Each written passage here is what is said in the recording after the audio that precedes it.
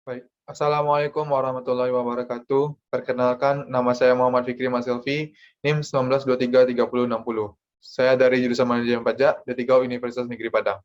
Pertama sekali, marilah kita ucapkan puji dan syukur kepada Tuhan Yang Maha Esa yang telah memberikan rahmat dan karunia-Nya kepada kita semua. Semoga kita selalu diberikan nikmat kesehatan. Amin. Pada video kali ini, saya akan mempresentasikan materi tentang dasar pemeriksaan pajak dalam rangka memenuhi tugas mata kuliah pemeriksaan pajak. Untuk materi pertama yaitu tentang pentingnya pemeriksaan pajak. Pemeriksaan pajak adalah mekanisme pengendalian dalam sistem perpajakan self-assessment untuk memastikan wajib pajak menyampaikan SPT dengan benar, lengkap, dan jelas. Yang kedua ada definisi pajak.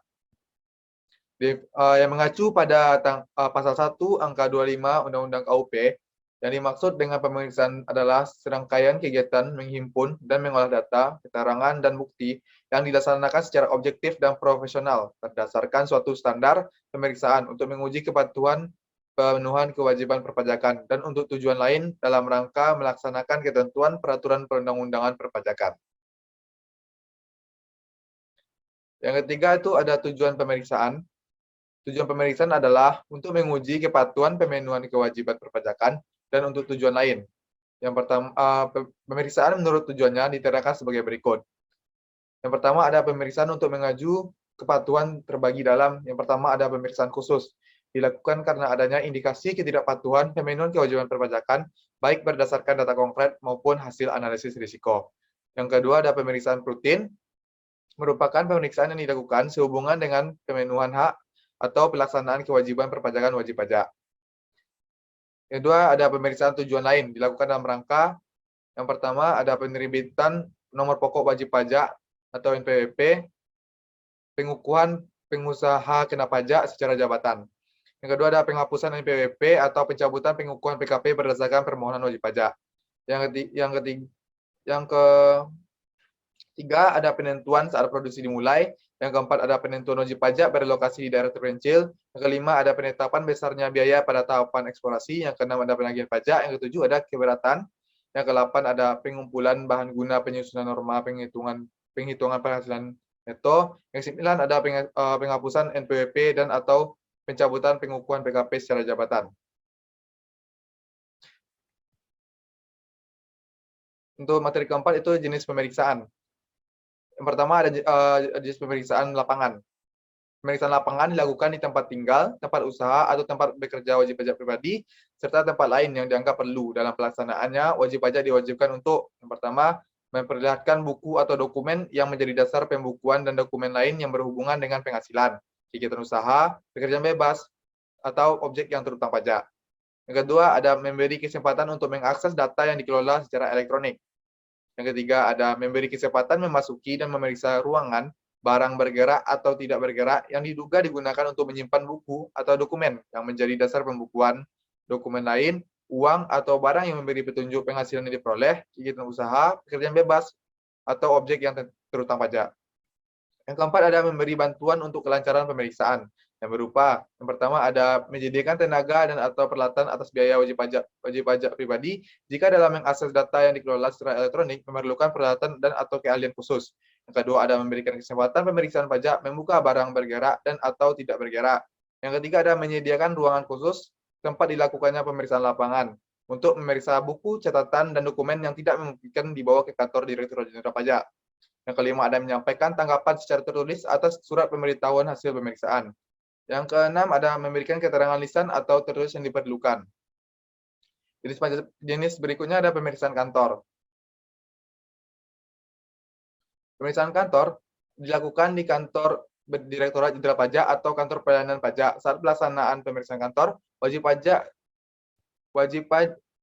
diwajibkan untuk yang pertama ada memenuhi panggilan menghadiri pemeriksaan sesuai waktu yang ditentukan. Yang kedua ada memperlihatkan buku atau dokumen yang menjadi dasar pembukuan dan dokumen lain termasuk data yang dikelola secara elektronik yang berhubungan dengan penghasilan, kegiatan usaha, pekerjaan bebas, atau objek yang terutang pajak. Yang ketiga ada memberi bantuan untuk kelancaran pemeriksaan. Yang keempat, menyampaikan tanggapan secara tertulis atas surat pemberitahuan hasil pemeriksaan. Yang kelima ada meminjamkan kertas kerja pemeriksaan yang dibuat akuntan publik.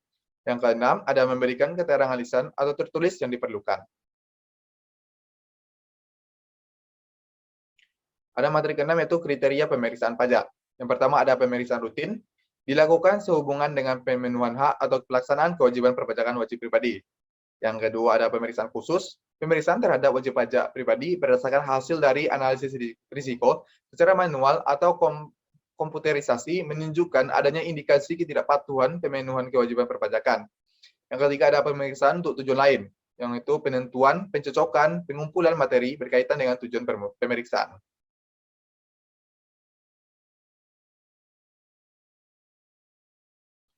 Untuk materi keenam ada ruang lingkup pemeriksaan. Yang pertama ada berdasarkan jenis pajaknya, meliputi yang pertama ada satu jenis pajak, yang kedua ada beberapa jenis pajak, yang ketiga ada seluruh jenis pajak. Yang B berdasarkan periode pencatatannya, meliputi yang pertama ada satu masa pajak, beberapa masa pajak, yang ketiga ada bagian tahun pajak, dan keempat ada tahun pajak. Untuk materi ketujuh yaitu jangka waktu pemeriksaan pajak. Yang pertama pemeriksaan kantor. Pemeriksaan kantor terkait dengan pemeriksaan dalam rangka menguji kepatuhan pemenuhan kewajiban perpajakan dilakukan dalam jangka waktu paling lama 4 bulan, yang dihitung sejak tanggal wajib pajak memenuhi surat panggilan dalam rangka pemeriksaan kantor sampai dengan tanggal surat pemberitahuan hasil pemeriksaan disampaikan kepada wajib pajak. Dapat diperpanjang untuk jangka waktu paling lama 2 bulan, kecuali untuk pemeriksaan atas keterangan lain berupa data konkret yang dilakukan dengan pemeriksaan kantor tidak dapat diperpanjang. Itu ada yang kedua ada pemeriksaan lapangan. Pemeriksaan lapangan terkait dengan pemeriksaan dalam rangka menguji kepatuhan pemenuhan kewajiban perpajakan dilakukan dalam jangka waktu paling lama 6 bulan, yang dihitung sejak surat pemberitahuan pemeriksaan lapangan disampaikan kepada wajib pajak sampai dengan tanggal SPHP disampaikan kepada wajib pajak. Selanjutnya, dapat diperpanjang untuk jangka waktu paling lama 2 bulan. Untuk materi ke-8, itu standar pemeriksaan pajak. Yang pertama ada standar umum pemeriksaan, merupakan standar yang bersifat pribadi dan berkaitan dengan persyaratan pemeriksa pajak. Yang kedua ada standar pelaksanaan pemeriksaan. Pelaksanaan pemeriksaan untuk menguji kepatuhan pemenuhan kewajiban perpajakan juga harus dilakukan sesuai dengan standar pelaksanaan pemeriksaan. Yang ketiga ada standar pelaporan hasil pemeriksaan, yaitu kegiatan pemeriksaan untuk menguji kepatuhan pemenuhan kewajiban perpajakan harus dilaporkan dalam bentuk LHP yang disusun sesuai dengan standar pelaporan hasil pemeriksaan sebagai berikut.